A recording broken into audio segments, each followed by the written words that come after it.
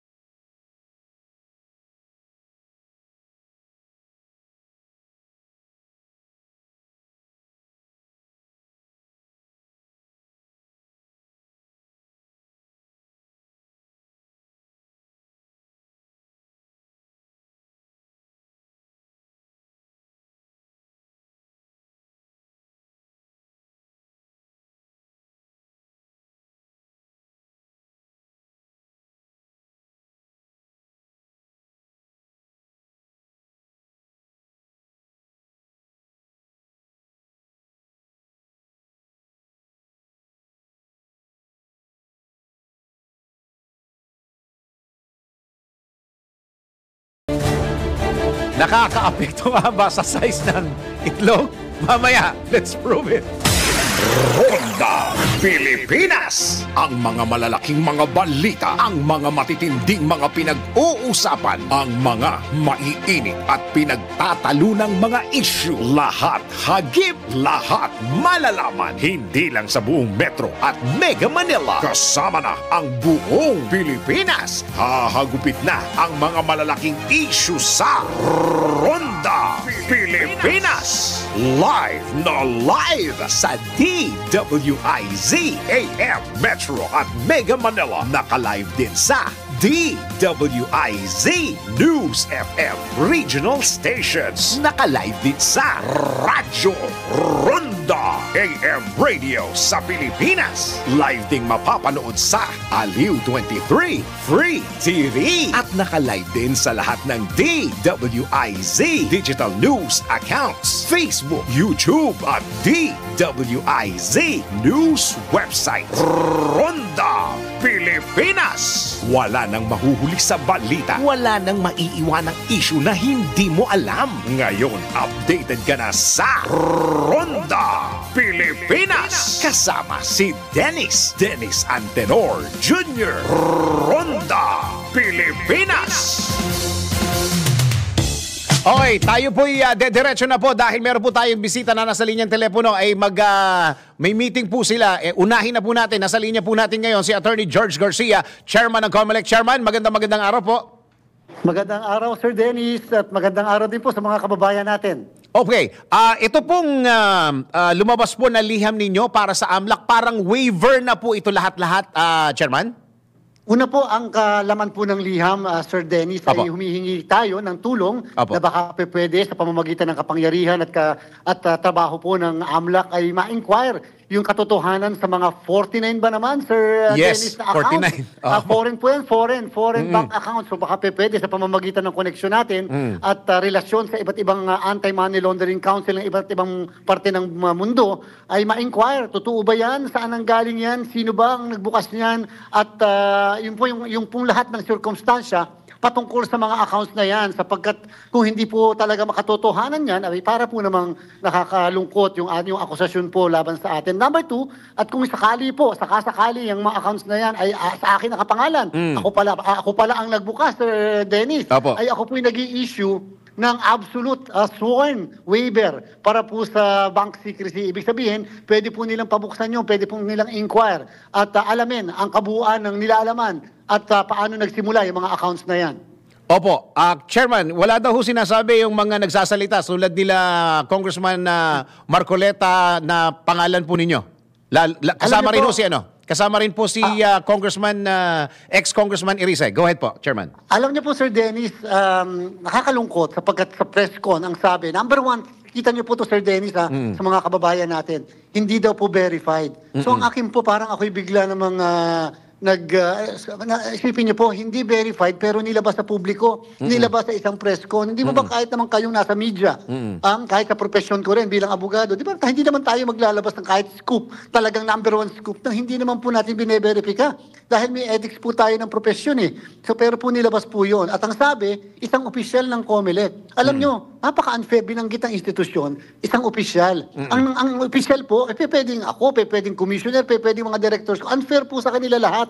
Sapagkat lahat po kami opisyal. Samantalang, yung inilala ko, inuulit ko po, Sir Dennis, yung inilala ko sa Kongreso at sa Senado na white paper, ako po ang nakapangalan doon. So bakit hindi ko naman sasabihin na ako yun sapagkat yung mismong binabanggit, yung mismong binabasa, ay yung po yung laman ng mismong 4 na pahina na white paper. So, alam nga naman pong sabihin ko pa, hindi ko po alam, o kaya po, ako po yung nandun eh, ako po yung kinakalat eh. So, dapat aminin ka agad na ako yung pinapatungkulan ng akusasyon na yan. Opo. Meron ho kayo nabanggit, meron ho ako nabasa mga 2 weeks ago, may sinabi ho kayo na merong demolition job na mangyayari. Ito po ba yun?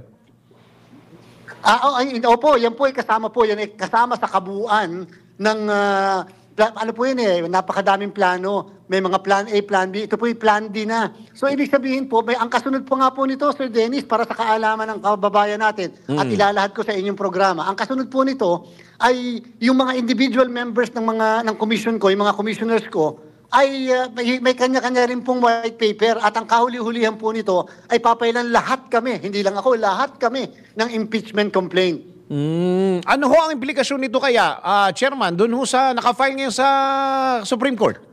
Precisely, Sir Dennis, napunto mo. Eksakto po. Sapagkat wala po akong nakikitang ibang kadahilanan sa demolition job na ito kung hindi ma-impluensyahan yung pending case namin sa Korte Suprema. Sapagkat siyempre napaka-crucial po yan sa ating paghahanda na ginagawa para sa eleksyon. Pero umasa po ang sambayanan. Hindi po patitinagay yung Commission on Election. Constitutional body po kami. Hindi po kami dapat basta-basta ginaganyan. At the same time, tatandaan po na ninyo na dapat po pinoprotektahan natin ang integridad ng ating halalan kahit pa yung preparasyon pa lamang po nito. Opo. Kung sakasakali po, Chairman, I have to ask this. Pagka hindi ho natuloy ang deal natin sa Miro, ready ho ba tayo sa manual? Ayoko pong baka sabihin po nung iba dyan, mananana ako tayo. Opo. At baka sabihin po na lang, ayan sinasabi. Okay? Ang sa akin na lang po ganito. Ang election po sa 2025 ay automated. Tayo po ay nakapagbigay ng award at in favor dyan sa Miru. At naghahanda na po, pati mga makina, at i-deliver na po halos lahat yan. So ang sa akin po, hindi na po tayo mapipigil pa sa pag-conduct ng automated election. Doon ko po muna iiwanan yung issue na yon. Ang hirap po kasi mag-speculate, Sir Dennis, at pero napaka-valid po ng inyong katanungan. Opo. Okay, siguro, ito po, may tanong po tayo galing sa newsroom. Kakasuhan niyo po ba itong mga nag-expose na ito? Ito po si Congressman Marcoleta o kaya si ex-Congressman Irise. Go ahead, Chairman. Si Congressman Marcoleta po, tayo po'y sobra ang paniniwala. Tayo po'y gumagalang sa kanya at napakabuti na, napakabait naman yan. Kaibigan ko po yan at ako po'y naging lawyer po din niya before. Unfortunately, hindi lang po tayo natawagan o nakausap bago po nagkaroon ng press con na yon. Sa akin po, ako po kasi ang ugali ko, hindi para, kung ako iniistorbo, hindi para ako mang-istorbo sa tao. Naniniwala na lang po ako sa kung sino man yung umaatake sa ating karangalan, sa ating pagkatao. Ako po ay naniniwala lang sa tinatawag na law on karma. And therefore, doon na lang po ako maasa. May Diyos naman po na saksi sa lahat.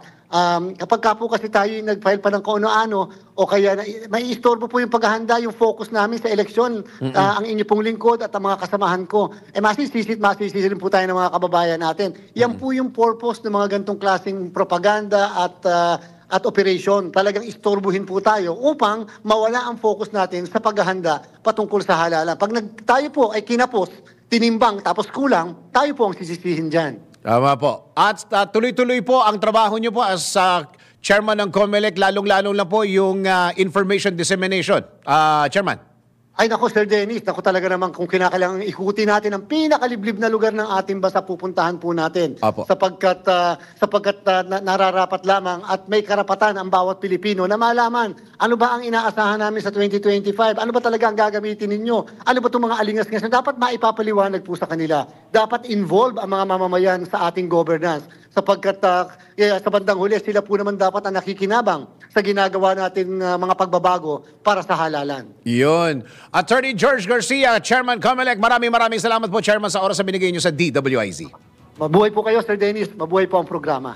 Si Chairman Attorney George Garcia, maraming salamat kasi mag-uumpisa na po yung kanilang meeting kaya sumingit na po tayo. Ayan, maraming salamat. Tuloy ang mga balita. Ronda Pilipinas. Sa detalye ng mga balita, bukas ang grupo ng mga magsasaka ang ginawa ng Korte Suprema na magbigay ng komento si Pangulong Ferdinand Marcos Jr. hinggil sa petisyon na inihain na naglalayong ideklara ang Executive Order No. 62 bilang unconstitutional. Matatandang naghain ng petisyon ng grupo ng mga magsasaka sa Korte na mag-i-issue ng Temporary Restraining Order o yung tinatawag na TRO laban sa pagpapatupad ng EO62 na magpapababa sa taripa ng imported na bigas. Sa panayam ng DWIZ, sinabi ni Federation of Free Farmers Chairman Leonardo Montemayor na umaasa pa rin sila na mabigyan ng tugon ang hinaing ng grupo. Kaugnay nito, oras na maipatupad na ang EO62, nangangamba ang grupo ng mga magsasaka ng palay dahil sa ngayon ay bumagsak na ang presyo nito. Nangangamba talaga ang ating mga magsaka, lalo na po sa palay, dahil even before the EO62 took effect, marami na po kaming natatanggap na reports mula po sa field na bumagsak na po yung presyo po ng palay. Kung nag-aapura po ang ehekutibo sa implementasyon po ng order nito, sana po naman isaisip din nila po yung kalalagayan po ng milyon-milyong nating kababayan, lalo na po yung ating mga nagtatanim po ng palay. Binigyan din naman ng samang industriya ng agrikultura na hindi solusyon ang nasabing kautusan dahil mas maapektuhan lamang nito ang mga lokal na magsasaka. Tariff, hindi solusyon yan.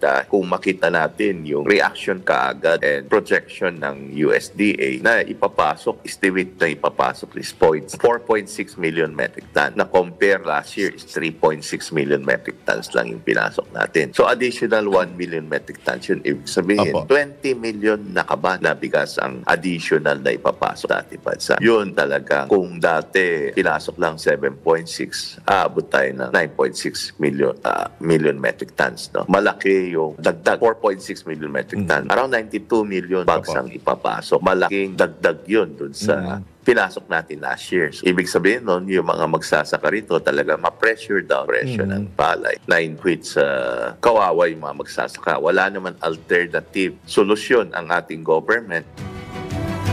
So antayin na lang natin ang komento ng Malacanang. Yan ang tinig ng grupo ng mga o ng magsasaka na Federation of Free Farmers, Chairman Leonardo Montemayor at Sinag President Engineer Rosendo So sa panayam ng DWIZ. Ronda Pilipinas. Samantala, bahagyang maantala ang July 2024 billing sa unang bahagi ng buwan. Ito'y batay sa abiso ng Meralco dahil sa kinakailangan na makipag-ugnayan sa ERC o Energy Regulatory Commission hinggil sa singilan sa generation charge ngayong buwan. Ayon sa Meralco, magsasagawa ng adjustment sa due date o kay due date ng billing ng kanilang mga customer upang bigyan silang sapat na panahon para makapagbayad. Una nang pinagbigyan ng ERC ang utay-utay na pagbabayad ng mga distribution utility o ng distribution utilities, partikular na ang Meralco sa mga binili nilang kuryente sa WESM o yung tinatawag na Wholesale Electricity Spot Market. Parang palengke ng kuryente yan dahil sa pagnipis ng supply ng kuryente noong El Nino. Si Dennis Antenor Jr. Ronda Pilipinas. Samantala, tanggap tayo ng report. Pagkorte niyak na hindi hahadlang sakaling magpasya si BBM na ipagbawal na ang pogo sa bansa. Narito ang report ni Patrol 19 Sally Ortega Bueno. Ate Sally, go! Hindi daw tututol si PAGCOR Chairman Alejandro Tenco oras na magdesisyon na ang gobyerno na ipagbawal ang pogo sa bansa. Ayon kay Tenco, susunod siya sa anumang magiging pasya ng Malacanang at ng Kongreso ukol sa pogo. Ang iniisip lang daw niya ay ang libo-libong mawawala ng trabaho. Aabot niya sa 250,000 na Pinoy ang mawawala ng trabaho sakaling tuluyang iban ang pogo. Kabilang anya sa mawawala ng trabaho ang mga transportation, security, messengers at maging ang mga nagtatrabaho sa mga restaurant. Sinabi pa ni Tenco na ginagawa ng pamunuan ng PAGCOR ang lahat para sumunod sa mga alituntunin ang natitirang pogo sa bansa. Binanggit din ni Tenco na abot sa 23 billion pesos na buwis ang mawawala sa gobyerno ngayong 2024 kung tuluyang iba ng pogo. Samantala, sinabi ni Tenco na ipagbabawal na nila ang pagtatayo ng pogo hub sa malalaking compound. Bukod dito, magtatalaga na rin anya ang PAGCOR ng mga team na 24/7 na magbabantay sa 43 pogo hub na mayroong lisensya sa ngayon. Ito sa Patrol 19, Sally Ortega Bueno para sa impilang metodong lakas sa DWIZ. Nagbabalita ng tama, naglilingkod ng tama. Kapag may bagong balita, naka-on air, agad-agad, DWIZ Patrol Report. Tama yung sinabi ng NEDA na yon, 20 billion na pesos ang mawawala sa atin. Pero kung matatandaan po ninyo, bago po i-launch yung mga pogo na yan, ang pangako ay magbibigay sa atin ng 120 billion pesos na income. Nasaan ngayon yung 100? Bakit 20 billion na lang? Kikita nga tayo ng 20 billion. Pero sa mga issue dyan sa pogo na may pinapatay, may sinasaktan, may tinutorture, baka iwasan na yung bansa natin at mas maraming mawawalan tayo ng bisita o mga oportunidad sa negosyo, dapat pag-isipang mabuti. Sige, para nang alamin kung uulan o aaraw, narito ang ating live weather report.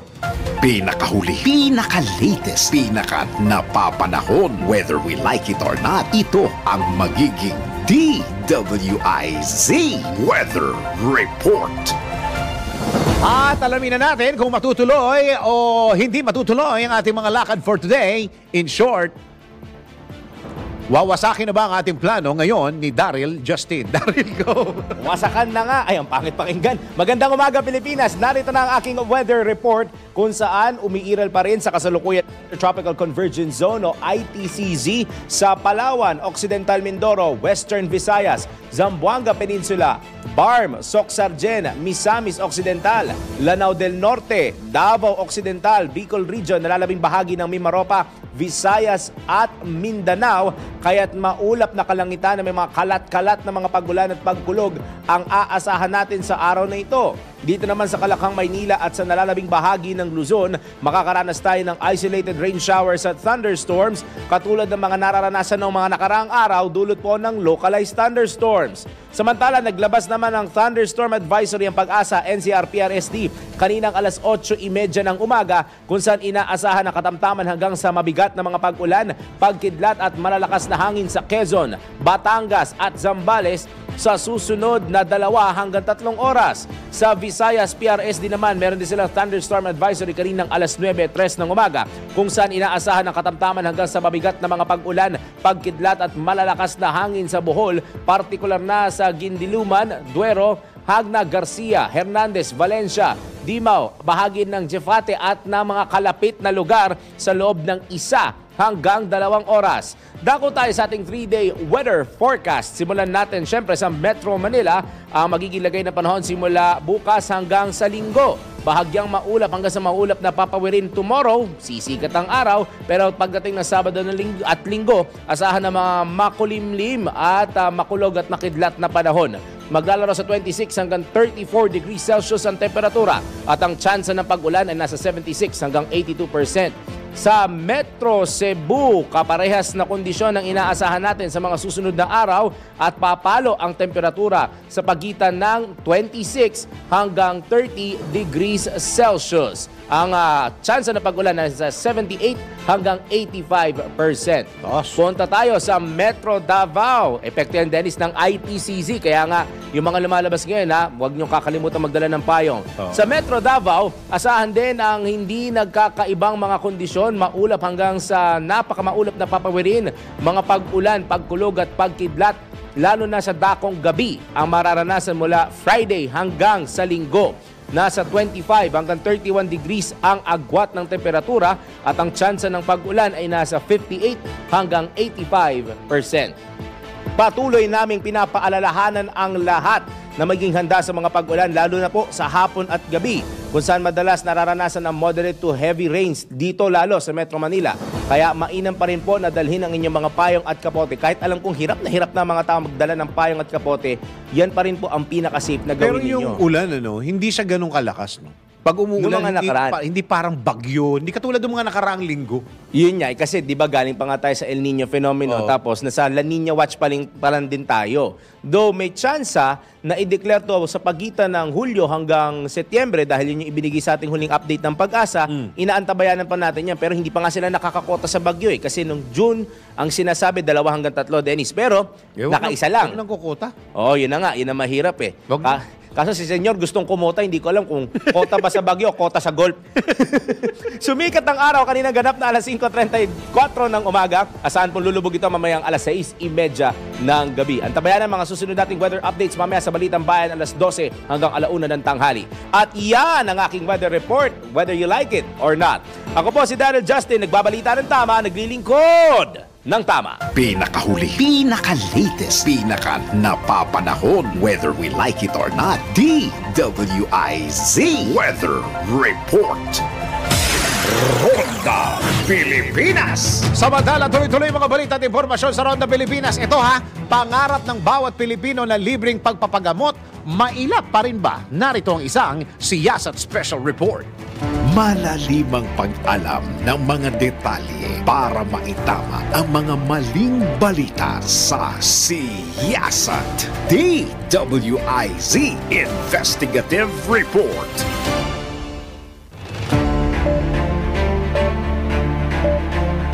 Health is wealth. Mahalaga ang kalusugan, bagay na hindi makakaila ng sinuman. Pero kung wala kang pampagamot o kapusapera, pang-ospital, kahit check-up man lamang, ganito ang araw-araw na sitwasyong kinakaharap ng ilang Pilipinong tila pinagkaitan makapagpagamot o makakita man lang ng doktor dahil sa kakulangan o kawalan ng panggastos.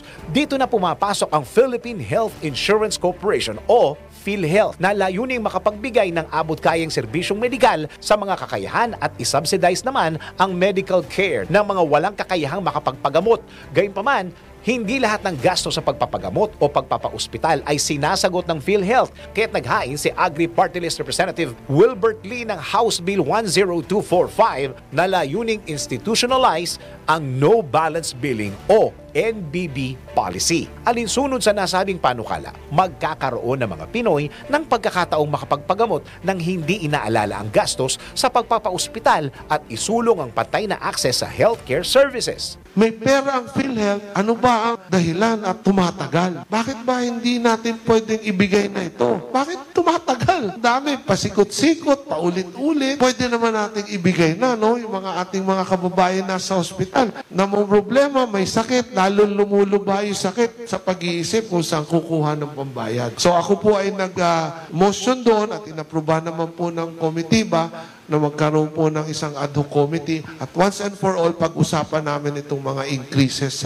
sa benefits ng PhilHealth. Ang gusto kasi natin mangyari ay pag ikaw ay member ng PhilHealth, wala ka na dapat babayaran. Pag ikaw ay pumasok at nagkasakit sa ospital, under our universal healthcare law, nakalagay na yan, no balance billing. Pero hindi po ito napapatupad ng maayos. No? Dapat po, para sa lahat, no balance billing. Pag ikaw ay member ng PhilHealth, ikaw ay nagkasakit, pumasok ka sa ospital, wala ka na dapat babayaran.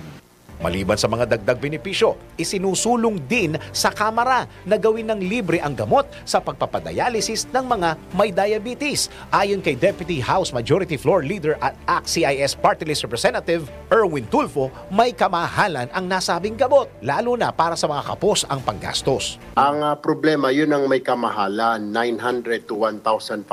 Kaya yung mga mahihirap, pinagpapadala sila ng mga gamot, pumunta sa butika, bibili sila ng mga vial na yon. Medyo may kamahalan. So kung 3 times a week ka, sabihin na natin yung pinakamura na 900, so papalo din ng mga 2,700 every session. For example, Monday ka nakaschedule, pagkatapos mo ng dialysis, injeksyonan ka noon. Tapos Wednesday, injeksyonan ka na naman. So medyo mabigat, lalo na sa mga mahihirap. So may mga lumapit na kay speaker, tumingin ng tulong dahil nabasa nga nila dati na yung mga libre konsulta, kinausap namin ni speaker yung PhilHealth tungkol sa mga konsulta package. So lumapit sila kay speaker, tumingin ng tulong baka pwedeng ilibre na raw itong pang-injeksyon tuwing pagkatapos ng dialysis. So naniniwala si Congressman Tulfo na kakayanin naman ng pondo ng PhilHealth na tuluyan ng ilibre ang pagpapadialysis, lalo ang gamot na itinuturok sa mga diabetic patient. Bagamat maaaring hindi na rin kailanganing magpasa ng batas ang Kongreso upang obligahin ng PhilHealth,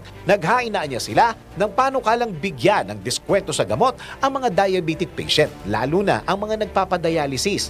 Nilinaw din ng mambabatas na target sa kanilang hakbang ang lahat ng diabetic sa bansa, may kaya man o mahirap.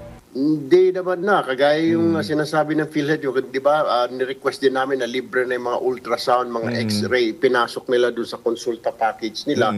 Ito mukhang hindi na rin, mukhang memorandum na lang ito circular. Pero para to make sure, naghain na rin kami yung aming grupo sa ACT-CIS Party List ng isang panukalang batas na bigyan ng 15 to 20% discount lahat ng mga diabetic patients sa kanilang mga gamot. So, sama na dyan itong mga pang-ineksyon na ito. So kahit paano, kung may 20% doon sa 900, malaki-laki rin ang may babawas.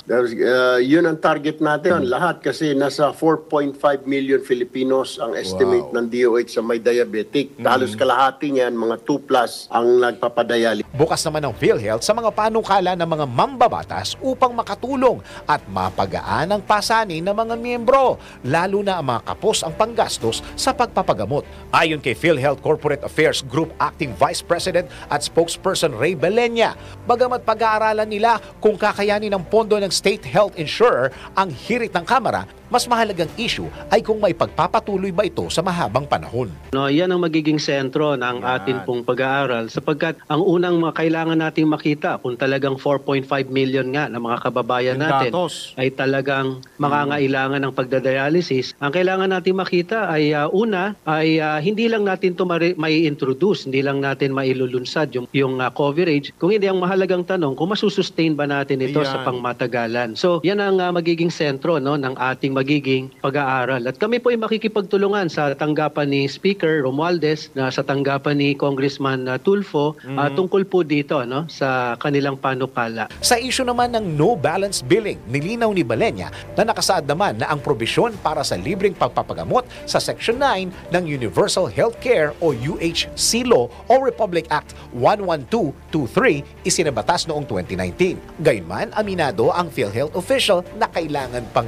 isapinal ang mga guidance ng nasabing batas upang mas maging malinaw ito, lalo na sa mga miyembro ng PhilHealth maging ang indigent members. Yan ay garantiya na sa Universal Healthcare Law at kailangan na lang talaga natin ay kumbaga mailabas yung mga final guidelines nito kasi syempre ito ay sa pakikipagtulungan ng PhilHealth, ng Department of Health, ng mga ospital sapagkat may mga ilan pang kailangang plansyahin na issues dito. Pero ang mahalaga ay sinabi na yan sa Universal Healthcare Law. Kapag tayo, sino man sa atin ma-confine sa isang basic o ward accommodation, kahit ng pampribado pang ospital o pasilidad, dapat wala tayong babayaran. Kaya ang direksyon naman po ng PhilHealth ay pataasin, pagbutihin yung ating PhilHealth packages. Nang sa gayon, yung ating packages ay sapat na doon sa basic o ward accommodation. Samantala, naniniwala ang siyasa team na bagamat mahalagang ipatupad agad ang UHC Law. Importante rin masilip muli ito ng Kongreso lalo't lubhang naapektuhan ng full implementation ng naturang batas matapos ang COVID-19 pandemic. Una na ring inihayag ng PhilHealth ang kanilang pag-asang aamyendahan ng Kongreso ang UHC Law ngayong taon sa gitna na rin ng utos ni Pangulong Ferdinand Marcos Jr. na pag-aralan ng suspensyon ng premium rate hike. Magkagayon man, naniniwala rin ng team na pinakamahalaga ay dapat isaalang-alang ng gobyerno ang kapakanan at iprioridad ang kalusugan ng nakararaming Pilipino, lalo na ng mga kapuspalad at ilapit sa kanila ang abot-kayang serbisyong medikal saan mang sulok ng bansa. Sa ngalan ng Siyasa Team, ako si Dennis Antenor Jr. Nagbabalita ng tama, naglilingkod ng tama.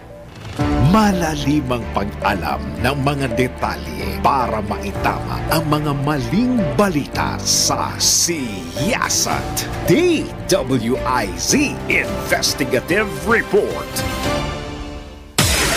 Ronda Pilipinas. Kapag health ang pinag-uusapan talaga, nako, lahat ng Pilipino nakikinig, lalong-lalo na yung mga libreng pagpapagamot na yan. Okay, di ba? Okay, teka muna, mangungumusta muna ako ng mga kaastig. Gawin pa nating exciting at astig na astig ang araw mo gamit ang Arena Plus app. Dahil sa Arena Plus, astig ka sa sports. Ang Arena Plus ang hottest online sports betting platform na talaga namang magpapabago sa paraan ng pag-i-enjoy mo sa mga paborito mong laro. Kasabay ng Paris Olympics 2024, tara't samahan nyo kaming suportahan ang ating mga atleta sa ginto para sa astig na atleta campaign ng Arena Plus. Sabay-sabay rin nating i-cheer ang mga newest ambassadors na sina gymnast and Olympian Carlos Yulo at boxing champ Yumir Marshall. Mangolekta lang po ng up to 2024 daily rewards gamit ang Arena Plus mula July 15 hanggang August 11, 2024 as Olympics Payday. Bukod dyan, pwede mo nang tutukan ang mga latest scores and results sa mga inaabangan mong laro worldwide kagaya ng PBA, NBA, PBL, soccer, basketball, volleyball, boxing at marami pang iba. Dahil dito sa Arena Plus app, kompleto at always updated. Safe kayo dito dahil ang Arena Plus ay licensed ng PAGCOR. Sa mga casting listeners and followers out there, download Arena Plus app now in App Store. You can watch it also on arenaplus.ph. Sa Arena Plus, astig sa sports. Remember, gaming is 21 years old and above only, keep it fun. Game responsibly. Ronda Pilipinas. Pilipinas ang ating oras. Yun! 35 minuto makaraan ng alas 10 ng morning. Si Dennis Antenor Jr. Ronda Pilipinas. Tuloy-tuloy mga balita at impormasyon sa Ronda Pilipinas. Ngayon, tanggap tayo ng isang report. Back to normal na ang traffic dyan sa may Quiapo kasi meron dyang ilang daan ba ng sako ng semento yun? Parang halos 500 yata yun. Tapos pinagkukuha ng mga tao ron. Alam niyo yung mga semento kasi pag nabutas yan, titigas yan. Oo, alamin natin dahil grabe ang traffic dyan kanina pang madaling araw. Alamin natin ang latest na kalagayan mula kay Patrol 5 ay Yupanco. Kuya Aya, kumusta na? Hayahay na. Normal na. Normal na yung daloy ng trapiko dito sa westbound lane ng Quezon Bridge. Dito sa may Quiapo, Manila. Matapos na mailigpit na, malinis na at makuha na yung sandamakmak, mga nasa mahigit 400 sako ng semento mula sa isang irresponsibleng 22-wheeler truck. Nangyari itong insidente nito sa kasagsagan ng pagulan kaninang madaling araw. Paakyat ng Quezon Bridge, galing dito sa may harapan ng Quiapo Church. Paakyat yan. Paakyat ng Quezon Bridge, dumausdos, naglaglagan yung mga semento sa gitna ng kalsada at yung ibang mga semento sa sako ay sumabog. Ang iba nabasa ng ulan, yung iba naman ay okay pa. Nagtulong-tulong yung mga tao rito, mga mamamayan dito. Sabi nung truck driver at saka nung may-ari, yung mga tumulong na maitabi sa sidewalk ng Quezon Bridge ang mga semento sige sa inyo na yan. Kumuha na kayo hanggat gusto ninyo. Yun. Yun, oo. Kaya yung mga masuswerte yung mga nakakuha ng semento, pwede na kayo magpatayo ng condominium ng Pogo. Teka muna, mga taga ano yun? Mga ilan yung mga pinamigay doon sa mga taong yun, Kuya Aya?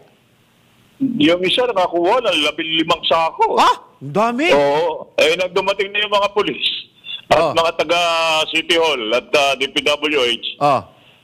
Binawasan, naging 10 na lang. Yung iba, sobrang dami niya, bawasan niya, ibalik dito, ibalik. Pagka dumaan talaga sa otoridad, nababawasan, Kuya Aya. Ba't gano'n? Siyempre.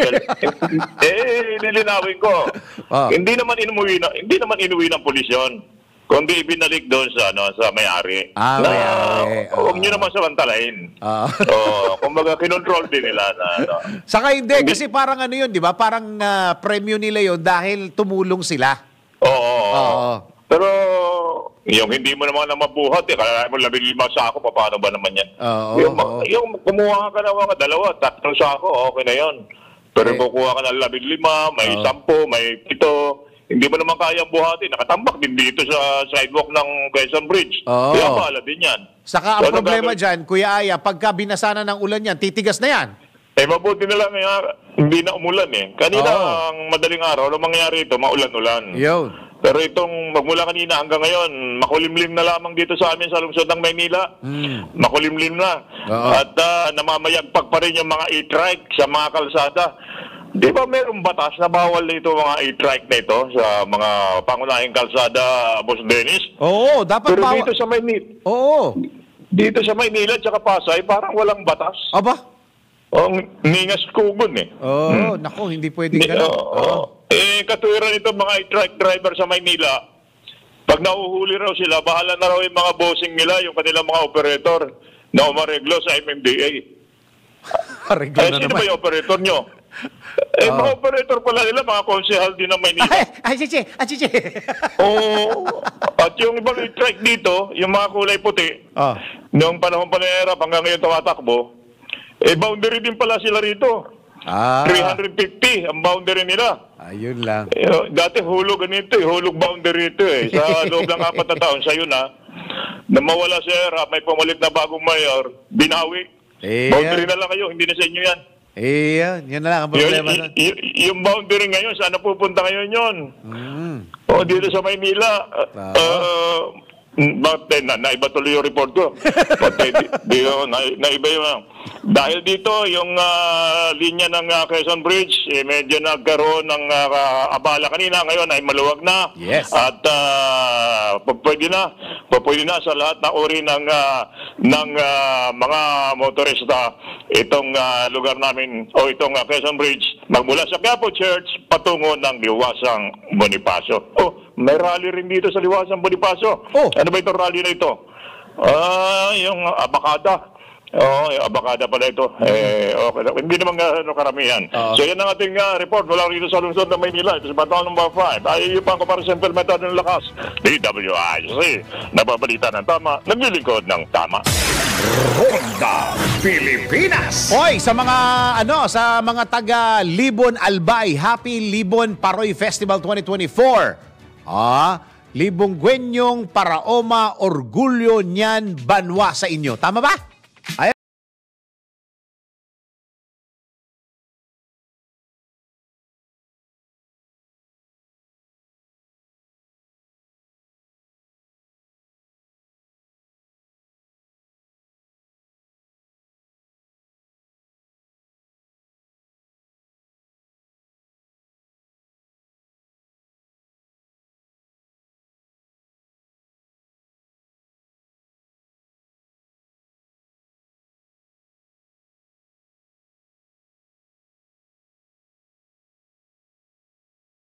Ronda Pilipinas. Meron pa tayong report? Meron pa ba? Sige, isa pa tayong report. Dating PNP CIDG NCR Director Colonel Marantan itinalaga bilang bagong hepe ng Davao City Police. Alamin natin ang report ni Patrol 17, Jopel Beleño. Jopel? ganap nang itinalaga ni Philippine National Police Chief General Romel Francisco Marbil si Police Colonel Hansel Marantan bilang bagong acting director ng Davao City Police Office o DCPO. Effective immediately ang pagkakatalaga sa pwesto ni Marantan na dating hepe ng Criminal Investigation and Detection Group National Capital Region o CIDG NCR. Magunit lang kinilala ang galing ni Marantan makaraang pangunahan ang paghawak ng kaso ng nangyaring pagpaslang kay dating Negros Oriental Governor Roel Digamo at ilang taga-suporta nito noong March 2023. Ito na ang ikatlong pagkakataon na nagpalit ng direktor sa DCPO sa loob ng 24 oras.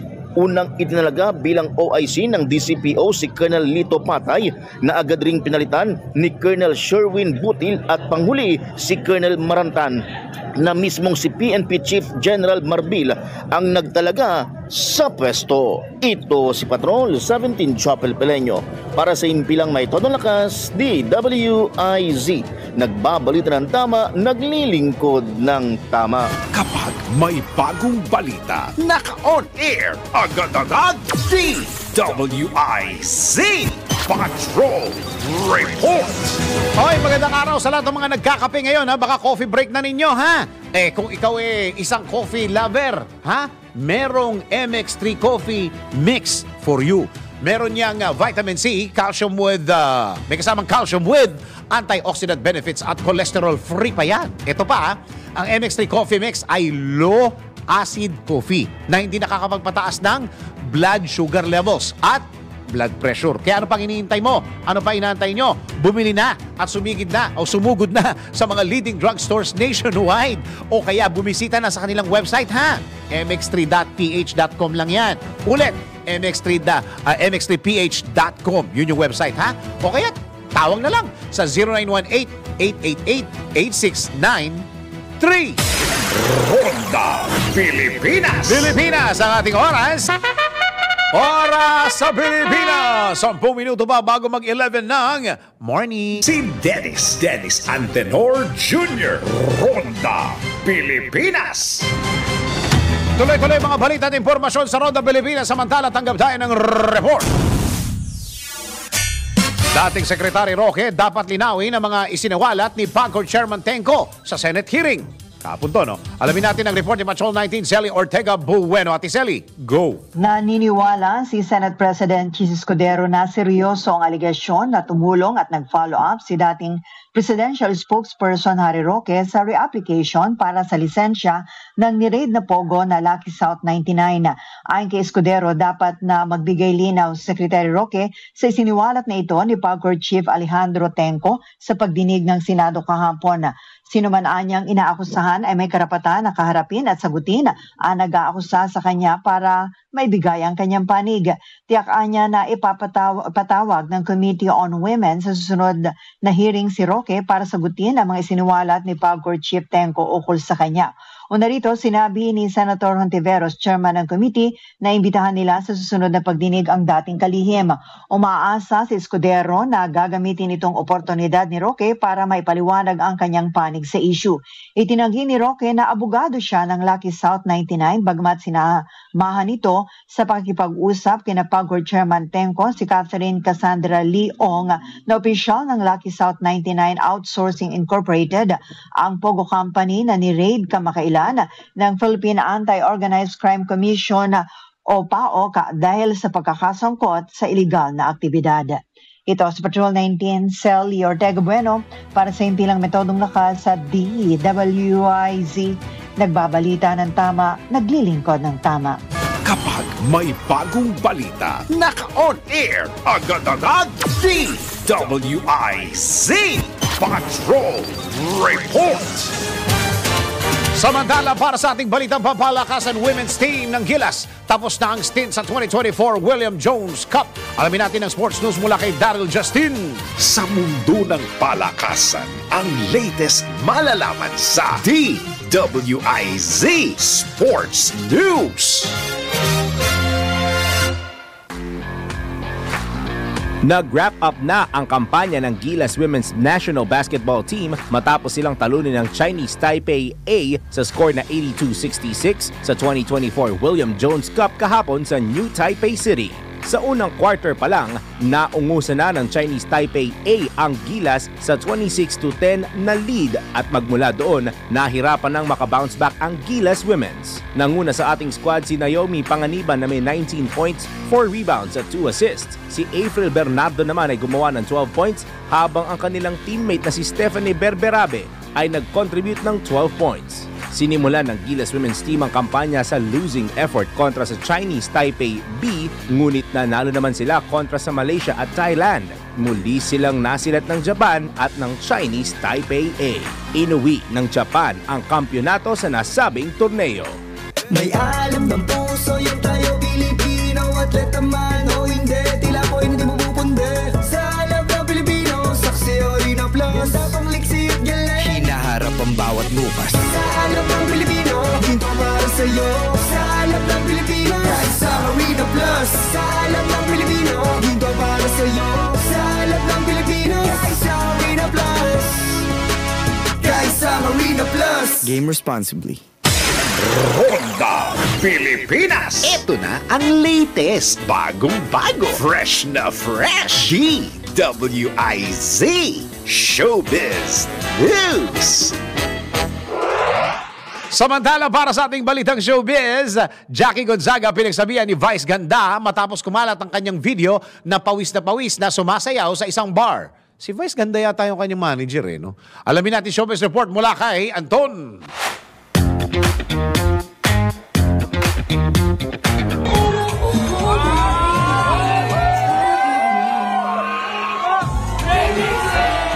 Para sa aking balitang showbiz, kinumpirma ni Jackie Gonzaga na tinawagan siya ng kanyang manager na si Vice Ganda nang kumalat ang video na sumasayaw siya sa isang bar sa San Juan, La Union. Ayon kay Jackie, hindi siya nakiinom noong time na yon at nag-enjoy lang talaga siya. Grabe daw kasi mang-hype ang mga tao sa nasabing bar kung saan parang naging tropa niya raw ang lahat ng tao sa La Union, kaya't kada tugtog umano ng music ay na-hype siya para sumayaw. Sinabi pa ni Jackie na pawis at hulas na hulas siya ng time na yon, kaya't aakalain daw ng mga nakapanood ng video na lasing siya, pero hindi umano siya lasing. Nang makarating umano ito kay Vice ay agad siyang tinawagan at tinanong kung saan siya at kung sino ang kasama niya. Nang ipaliwanag niya raw kay Vice ang napanood nito sa video, ay naintindihan naman daw nito at sinabihan na lamang siya na mag-ingat dahil public figure na siya. Na-feel niya raw ang concern ni Vice at na-appreciate niya ito ng gusto dahil manager niya ito, kaya nangako siya na mag-iingat na sa mga susunod. At iyan ang aking balitang showbiz para sa impilang may todong lakas, DWIZ. Ako si Anton, nagbabalita ng tama, naglilingkod ng tama.